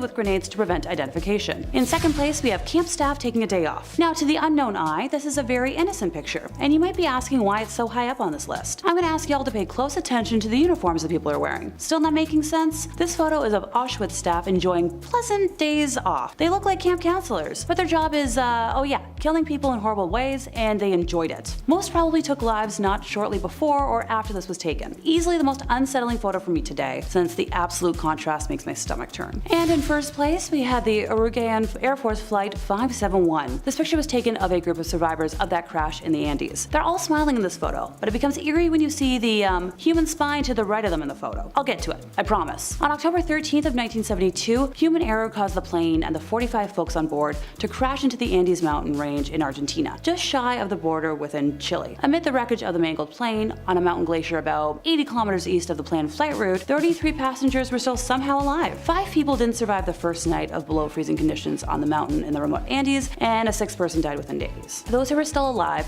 and not, critically injured or in a coma, used parts from the plane to create shelter, snowshoes, goggles, and also figured out a way to melt snow for drinking water. The survivors had no medical supplies or appropriate clothing and were stranded on the mountain as temperatures plunged to like minus 30 degrees Celsius. The little food they had was quickly running out. In a cruel twist, the survivors had found a transistor radio in the wreckage and were using it to listen to updates on the search effort. On day 11, they heard the announcement on the radio that the search for them had been called off. Starvation soon set in. They had 8 bars of chocolate, a tin of mussels, 3 jars of jam, some nuts and dried fruit, and some lollies and a bottle of wine. That's all they had to eat, and that was gone within a week. Desperate, the survivors ate cotton and leather from the plane seats. Okay, alrighty, time to talk about that spine. So eventually, as the bodies of the frozen dead laid around them, the survivors were forced to consider their only chance for survival. All the passengers were Catholic and held deep moral concerns about eating their relatives, teammates, and friends from school, but as a group reluctantly decided eating the bodies of the already dead was their only chance of making it off the mountain alive. They also mutually agreed that if any of them died, the others could eat them for sustenance. Eventually, on December 22nd, which was 72 days after the plane crash, search crews finally recovered the 16 remaining survivors. Kicking off our list at number 10,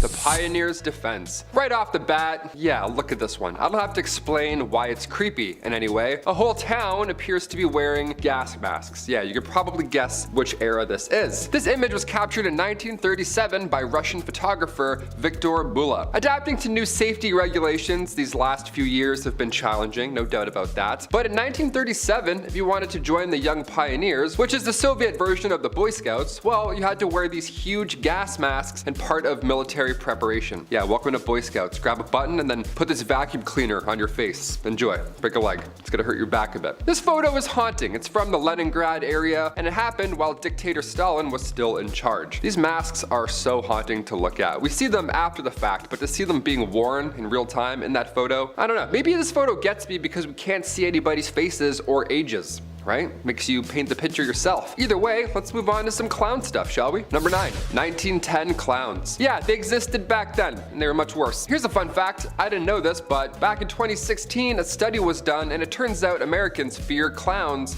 more than they fear death. Mind you, this was at the height of the clown craze back in America, but a poll was conducted by the Morning Consult in 2016, and it shows that 42% of Americans said they were in some capacity afraid of clowns. 42%. So if this is you, you may want to skip to the next one. I'll beat you there, no problem. This photo is from 1910, and it appears to be a jolly good time, right? 2 clowns for the price of 1. Nice, what a great deal. Let's go. Now what's terrifying about this photo, I'll admit, is that the clown on the right is much larger than the clown on the left. If you have a fear of giants, well, you're screwed here, really. Nowhere you can go. Just a tall clown and a little clown. There's clowns everywhere. I don't like clowns. Number 8, Anneliese Michel. If you've seen or heard of the 2005 horror film, The Exorcism of Emily Rose, this one here should ring a bell. This is the OG photo. How scary is that? Anneliese Michel was a devout Catholic living a normal life with her parents in Germany. This was back in the late 1960s, but seemingly out of nowhere, she began to black out before showing strange behaviors. And when I say strange behaviors, I mean she would hallucinate and eat spiders.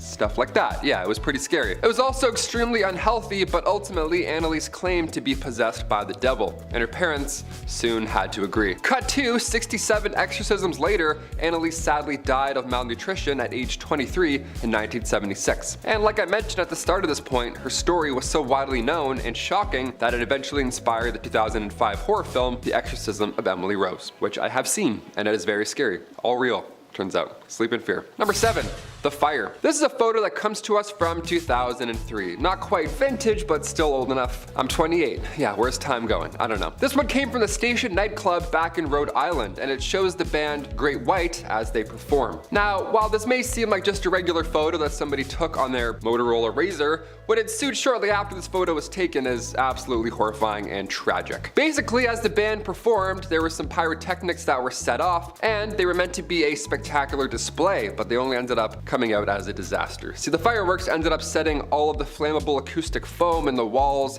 and the ceiling all around them on fire. And it happened fast too, within 1 minute. Everything that was combustible ended up going in flames fast. Within 2 minutes, the entire club was fully engulfed in black smoke and people were having trouble finding exits. It was crowded, right? In the end, this fire took the lives of 100 people and another 230 were injured as a result. It has since gone down in US history as one of the worst and most deadly nightclub fires. Yeah, we look at Ball of Burning Men and think of what happened there. This is basically a 2003 version of that. More people, more flammable stuff, more pyrotechnics, and unfortunately, more deaths. Number 6, the Titanic. We all know the story of the Titanic. I mean, Olivia hasn't seen the movie, but we'll get to that later. It's one of the most famous in history, and this photo comes from just before that historic iceberg encounter. On April 10th, 1912, the Titanic set sail on its maiden voyage, heading from Southampton over to New York City. Now, the ship took a couple stops along the way, one in France and the other in Ireland, before setting off ultimately for the United States officially. Now, somewhere along the beginning part of its journey, somebody was able to snap a photo of the ship as it sailed away. Now, it's not clear exactly where this photo was taken because it's old and there's a lot of water, but it is thought to be the last photo of the ship ever before its tragic end. Considering it was only 4 days after the ship set sail that it hit the iceberg, it is likely that this photo came not too long before that terrible day. So yeah, they're probably right. This was probably the last photo. Oh look, it's the D-Bags day off. Camp staff. Check out this jolly-go-lucky group. They got the day off of work because the weather was nice for the first time in a long time. During the wartime, that must have been awesome, especially being young. Finally shirk responsibility. Maybe go get a pint, have a picnic, hang out with each other, maybe get a little frisky, lavishing in the sun. I'm done looking at them. In fact, I'm sick by having to look at them. When that group of people is gonna have lighted and silly summer fun on a day off, they're going back to their jobs at the camps of World War II to do exactly what you're thinking they would be doing for work when I say they work at the camps of World War II. And they enjoyed it. This wasn't one of those mandatory war jobs or excuses you can make up for following orders. These young adults, who may as well be the grandmothers, grandfathers, or great-grandma or pa of people even watching, chose to do this job and actively enjoyed it. So this is a good reminder it's not that far in the past, and these people most likely took life shortly before or after this photo was taken. Did Halloween come early, or is it just Sylvester Claus? Yeah, so I chose this photo out of, trust me, like thousands of equally creepy ones because I feel it truly captures the what the bleep factor this holiday has. And they do it every 31st of December to 13th of January. The Sylvester Clausen of Ernach and the surrounding area Appenzell custom that is famous throughout Switzerland. The custom derives its charm from the unique blending of contrasts such as nature and art, mystery and tradition, harmony and anarchy. The Sylvester Claus that ushered the old year out and ring in the new. There are 3 types of these clauses: the beautiful, the ugly, and the pretty ugly. Common to all the clauses are bells in various shapes and sizes that they wear on their bodies. Their rituals begin in the early morning each day. The various schuppel meet at the village square before each group goes its own way. A group will pull up in front of your house, then hop around and jump up and down to make the bells ring, and then they start yodeling at you. You listen to the yodel, they say Happy New Year, give you some cash, some liquor you have to drink from a straw, and then they just leave. Dark backstory gossip, however, in times of poverty and hunger, which afflicted the region frequently, Clausen was a way to earn a little extra money, and in the 1930s, what was known as Belchel Claus, aka the Beggar Claus, began to appear on the streets. Essentially homeless Santa Clauses, but Santa looked like that. As a result, the influx of beggars in the Claus Guide resulted in heavy restrictions, and in the 1950s, the custom had nearly died out. It's only thanks to the initiative of individuals in the 1970s that this got to come back and enjoys enormous popularity today. Somebody come get their creepy uncle. Cannot tell me this isn't the energy this photo gives. Creepy uncle. The woman is unidentified, but definitely a follower to be able to handle that guy's BO and greasy hands on her. It was taken of the Children of God leader, David Berg. This group started in 1968 in California after Berg claimed God himself had gifted him with prophecies. In reality, Berg started making extreme demands of his followers, give up their money, worldly possessions in exchange for limited outside access, horrible cramped living conditions, brainwashing, and would make this group famous for really bad reasons I can't and would rather not get into. Former members of COG have been outspoken about the childhood they suffered growing up in the communes. Actress Rose McGowan, the most famously outspoken, published her story of 9 years in the group. Actors Joaquin and River Phoenix, also raised in the cult, had it harder than Rose, and that trauma plagued River especially. He was actually the original heartthrob of the 80s and 90s, a role, fun fact, DiCaprio only managed to take once River's substance addiction caused by his traumatic childhood unfortunately took his his life. So more of an unfun fact, but the matter stands that River painted the way for DiCaprio, and this psycho ruined a lot of people's lives. Have you ever seen a photo you can feel? Before you see the photo itself, you're gonna learn about the man in it. So, Joseph Goebbels, a National Socialist politician and propagandist who held multiple high-rank roles in the Yahtzee party. As a party chief for Greater Berlin, 1926 to 45, Reich leader of propaganda, 1929 to 45, and in 1933, the push-broom mustache twit appointed Joseph the Minister for Propaganda and Public Enlightenment. He was a devout, unbridled through and through bigot, a tireless agitator, and the propaganda this man designed, wrote, and funded had shipped through dozens of countries and shaped the perspective of Jews in a way that can actually never be undone. It's this propaganda many people still cite when asked for factual basis or logical argument as what Jews had done oh so wrong. It's Joseph who orders the mass burning of literature, who sentenced thousands to death, and who made up lies to ensure hatred, a hatred that still stands today.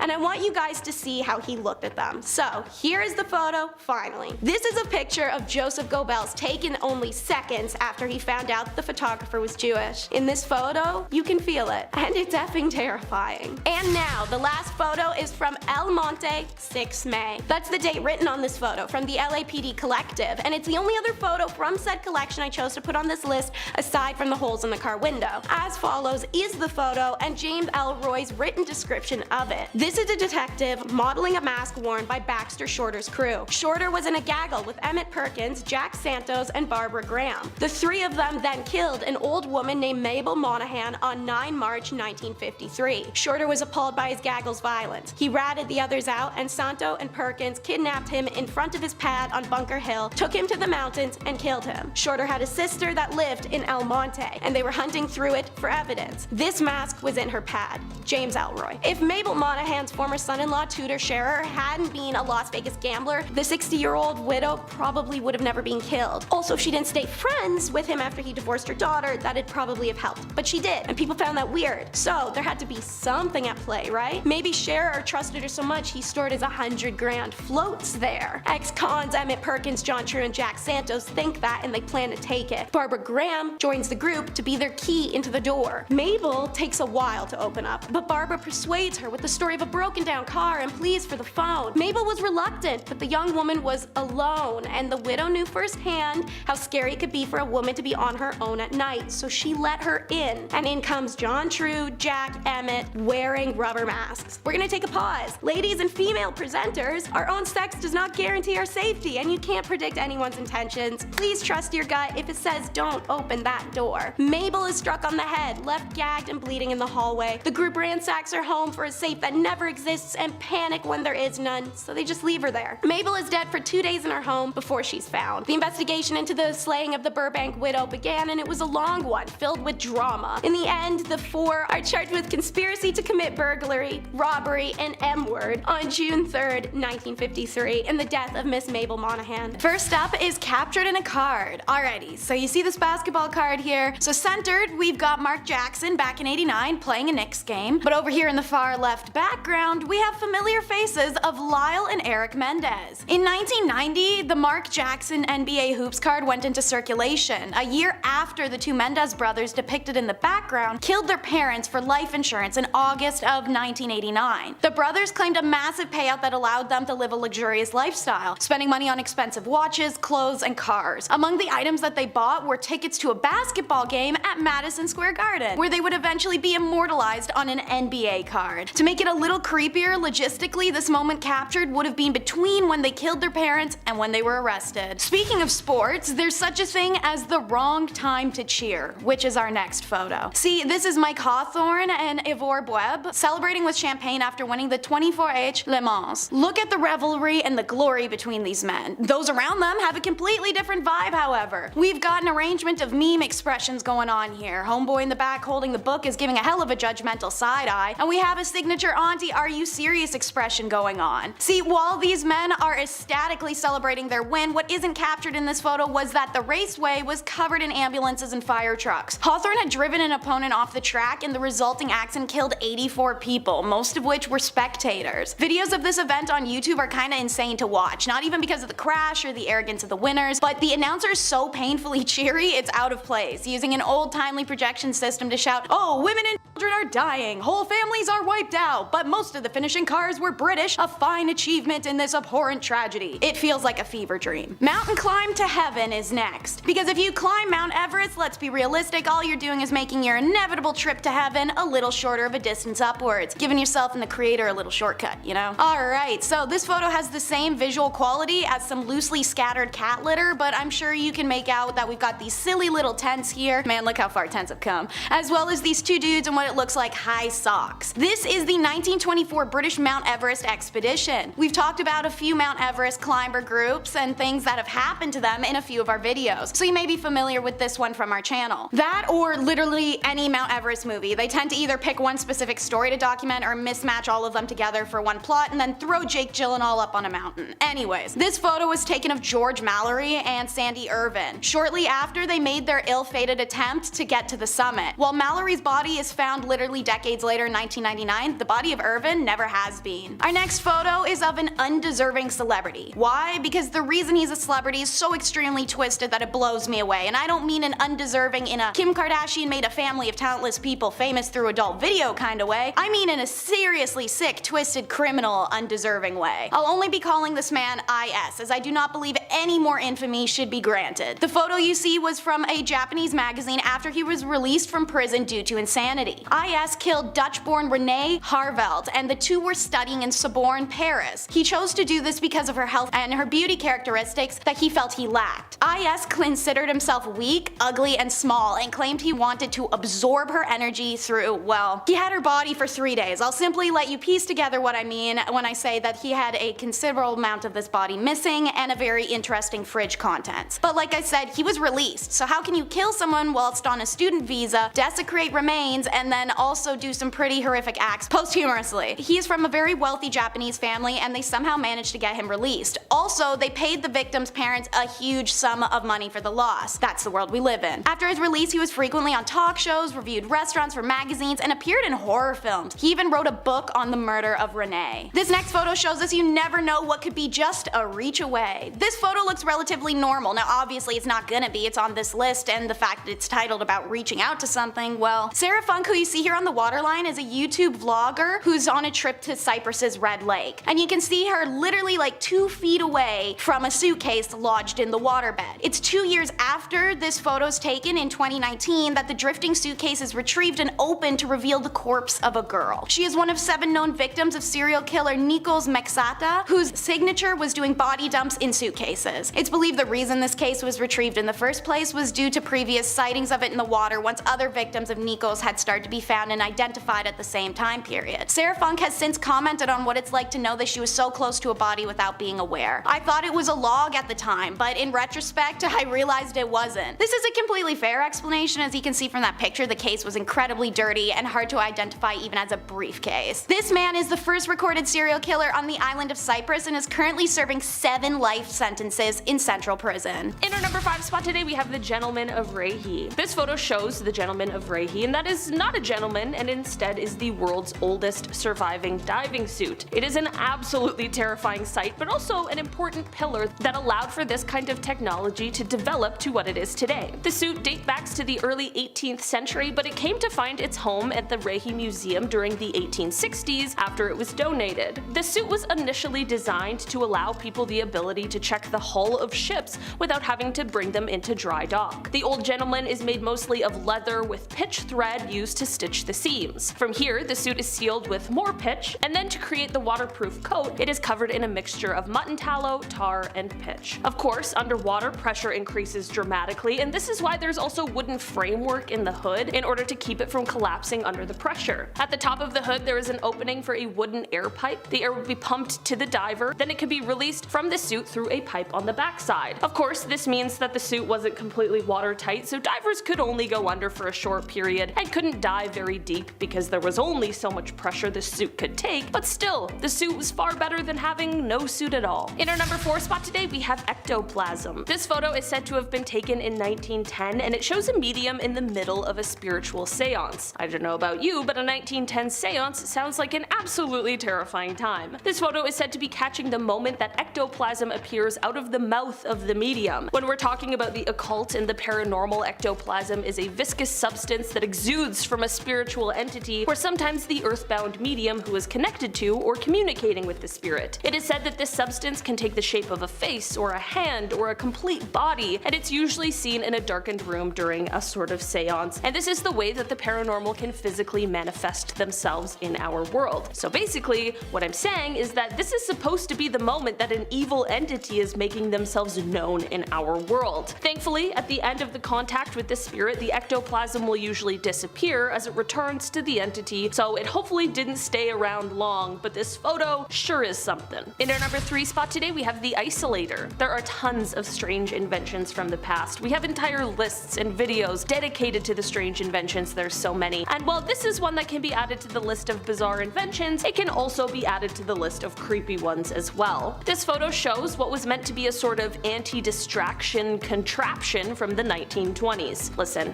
I can get easily distracted, so sometimes I need a little help, but this thing really takes it to a new level. It essentially makes it impossible for the person to look at anything other than what is directly in front of them, or, you know, breathe. It seems like a contraption that requires an oxygen tank hookup probably isn't going to be the best anti-distraction device. In fact, I think that's probably more distracting than anything. Honestly, I'm such a good procrastinator that even with this thing, I still wouldn't get my work done. Thankfully, this device didn't stick around or gain much popularity, and now it is just a terrifying relic of the past. In our number 2 spot today, we have the Great Manta. In 1933, a New York silk manufacturer named A.L. Kahn was on a nice little vacation in Florida when he honestly accidentally caught something remarkable. His anchor line, by mistake, caught onto a giant manta ray. After a struggle and several hours, Kahn was able to get this actually enormous fish ashore. This monster was somewhere between 5,000 to 6,000 pounds and was 20 feet and 5 inches in width. For reference, there are other giant manta rays, but they usually grow to be around 13 to 14 feet wide, not 20 and a half. This photo is showing a taxidermy version of the fish, which Kahn used to bring around to exhibitions to show off his accidental catch. In an article from December 10th, 1933 of the St. Louis Post-Dispatch's Sunday magazine, Kahn is quoted as saying, "Fishing is a lot of fun when you catch the fish, and sometimes it's fun even when you don't, but when the fish catches you." And finally, in our number 1 spot today, we have the advertisement. This is a photo that comes to us from the time of World War II, and it shows a very terrifying kind of ad. The sign reads, "These men didn't take their Atabrine," and at first I had absolutely no idea what that was. Turns out that Atabrine was actually the first synthetic form of a drug which was used by the US military to fight malaria in the South Pacific during the war. It is estimated that as many as 2/3 of the troops fell ill with malaria. This sign is said to have been posted outside of a military hospital in New Guinea and was meant to serve as a warning for those who didn't take the medicine, warning that the skulls on top would be the fate that awaited them. Perhaps a little dark, but creative and likely effective nonetheless. At the very least, the ad is definitely quite clear. To start us off, it doesn't matter if I'm dead or alive, you should invite me. Number 10 is skeletal dinner guest. For my people who hate to feel discluded, you'd probably love the members of the Postmortem Club. All members were present when they held their annual breakfast meeting, including club president J.M. McAdoo, who had died the previous year. You'll see in the photo presiding president Oakley Smith, club members, and the skeleton of Mr. McAdoo gathered together for breakfast with the skeleton at the head of the table. One of the rules of the club is that each member will will his or her skeleton to it for attendance to the club despite death. They even gave him a cigarette, as you can see, because smoking can't kill you if you're a skeleton. Number 9 is human depravity at its finest, the Stanford Prison Experiment. University professor Philip Zimbardo's execution of a power imbalance study in a prison ended disastrously. The Stanford Prison Experiment commenced on August 14th of 1971 with student volunteer groups comprising of 11 guards and 10 prisoners to see how they would behave on their own inside of a fabricated prison. The goal was to assess how quickly and intensely even educated or normal people can turn into cruel or sadistic ones under the right conditions, and man, was it fast. 6 days in, Philip had to call off the experiment as guards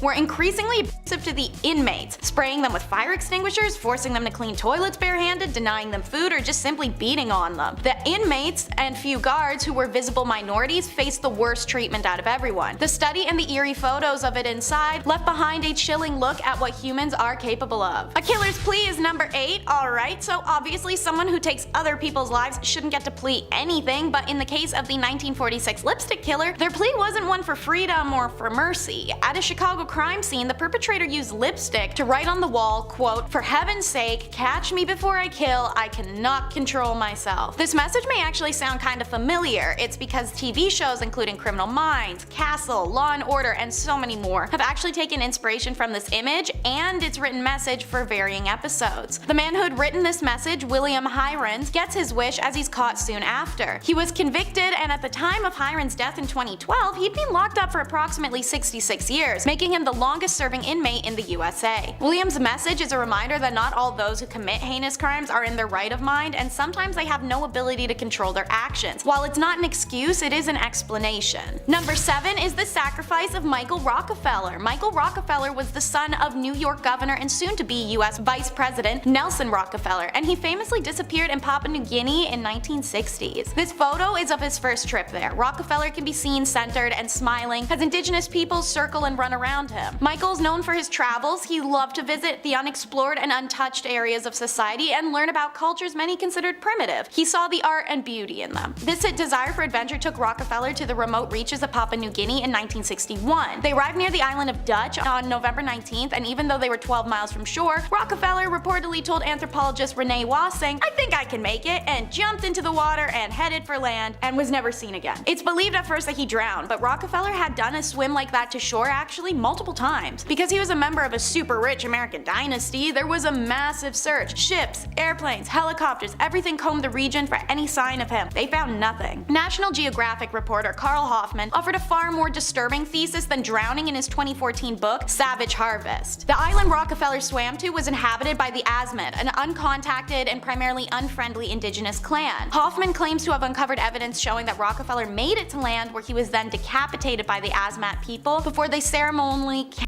him, eating his brain and using his bones likely to make weaponry and other items. The confusing unanswered end of Rockefeller heir has since been debated, but it will always remain unsolved, sadly. Number 6 is we're leaving on a UFO. Not as catchy as a jet plane, but Marshall Applewhite was told by aliens it was a UFO indefinitely, so Marshall had been told a lot of things by the aliens, as had his wife before her passing. Affectionately self-dubbed as T and Do after the musical scales, they believed themselves to be of the highest caliber, like T and Do are on the scale. The cult these two began, Heaven's Gate, is famously recognized for the tragic mass departure members took on March 26 of 1997. It's on that day that the 39 members of the cult were convinced to consume a mixture of barbiturates and applesauce and then washed it down with vodka, as one member walked around to each poisoned person and tied bags over their heads to ensure asphyxiation. This mass taking of life was discovered days later when panicked family members of cult members hadn't heard from them. One former member went to go find his beloved wife, and well, I'm sure you can imagine what he found.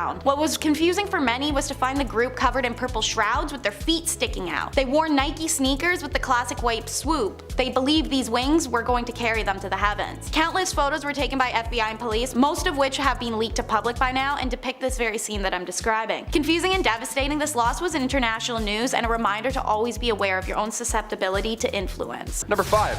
Lascaux Cave. If you didn't visit this cave back in 1963 or sooner, well, you lost your chance because, well, humans ruin everything. Now we can't even see ancient art anymore because, well, it's too many of us. The Lascaux cave system is now a World Heritage Site in France, but once it was a booming tourist attraction. These cave paintings, see, they're 17,300 years old. They're quite ancient. We can't really touch them. You can't have someone write Steve was here on it. Can't do that. Paintings that depict cattle, bison, stags, you name it. They're beautiful. They're complex, and of course, like I said, they're extremely old. So old, in fact, that the cave was closed to the public forever in 1963 after it declared human presence wasn't healthy for the the art. Yeah, our dirty coffee breath would eventually cause this art to fade away, so we had to hold our breath, we gotta leave, we gotta close it off, there we go. Plus, I'm sure somebody would have snuck in with a Sharpie by now and ruined it, you know what I mean? Or like graffiti, it would have been gone by now, you know it. 7,000-year-old paintings, yeah, protect these for another 17,000 years, please. Number 4, Surtsey Island, another fun island, another weird story, here we go. When it comes to new things in life, it's pretty rare that we get a new island, right? Especially on our planet, when we're losing things and melting. How lucky are we? Sure. We're even luckier that Disney didn't build a resort here first, because now scientists,